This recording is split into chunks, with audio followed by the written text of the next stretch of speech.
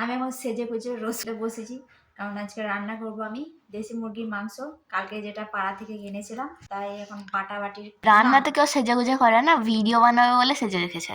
ভাবলাম ভিডিও বানাচ্ছি তখন একটু সেজে গুজেই বানাই, দেখতে ভালো লাগে। আম্মাকে দেখাও, তোকেও দেখিয়ে দেবো। এখানে আমিও সেজে গুজে রেখেছি মায়ের সাথে ম্যাচিং করার জন্য, ব্লু আর রেড।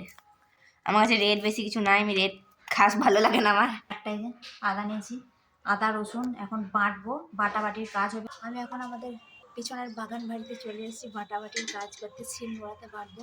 আমি শিল নোড়াতে বাড়লে টেস্টটা ভালো আসবে। ক্যামেরাম্যান কত কষ্ট করে ক্যামেরা করছে দেখো।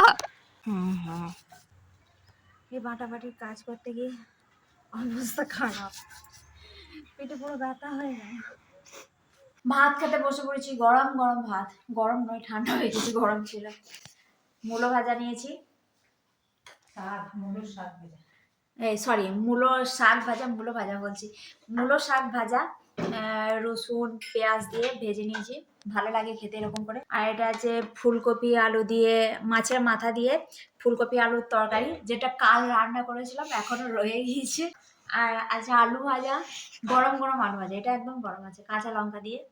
এটা আছে ছোলা সিম, আর কি আছে টমেটো আলু দিয়ে একটা ছোলার ডাল দিয়ে তরকারি। এখানে আছে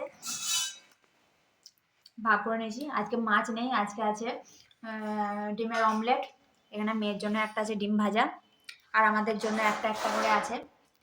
তো হচ্ছে আজকের মেনু, তো চটপট খেয়ে নি, খেতে পেয়েছে।